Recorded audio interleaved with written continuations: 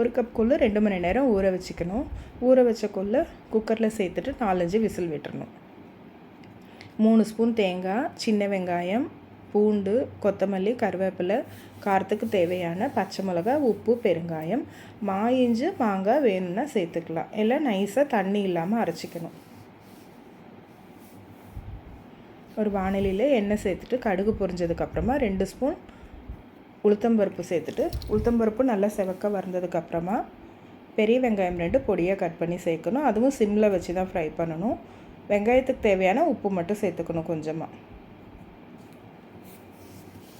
வெங்காயம் நல்லா வதங்கினதுக்கப்புறமா அரைச்சி வச்ச தேங்காய், பச்சை மிளகாய் பேஸ்ட்டை சேர்த்துட்டு அதையும் சிம்மில் வச்சு பச்சை வாசனை போகிற வரைக்கும் நல்லா ஃப்ரை பண்ணணும். இது நல்லா ஃப்ரை ஆனதுக்கப்புறமா வேக வச்ச கொள்ளு தண்ணியெல்லாம் இருத்துட்டு, தண்ணி இல்லாமல் மிக்சியில் பல்ஸில் போட்டு எடுக்கணும். இந்த மாதிரி பூவாட்டம் வந்துடும். இதே வெங்காயத்தோடு சேர்த்துட்டு இதையும் நல்லா ஃப்ரை பண்ணணும். நல்லா ஈரப்பதம் போகிற வரைக்கும் ஃப்ரை பண்ணிவிட்டு அடுப்பு ஆஃப் பண்ணிவிட்டு எலுமிச்சம்பழம் பிழிஞ்சிக்கணும்.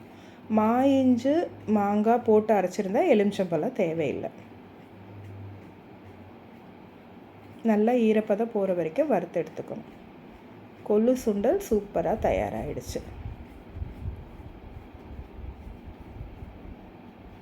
அந்த தண்ணியில் கொஞ்சமாக உப்பு சேர்த்துட்டு 1 ஸ்பூன் தயிர் சேர்த்துட்டு நல்லா கலந்து விட்டுட்டு மோராட்டம் குடிச்சிக்கலாம். கொள்ளு சுண்டல் வித் மோர் ரெடி. ட்ரை பண்ணுங்கோ, லைக் பண்ணுங்கோ, ஷேர் பண்ணுங்கோ, சப்ஸ்கிரைப் பண்ணுங்கோ.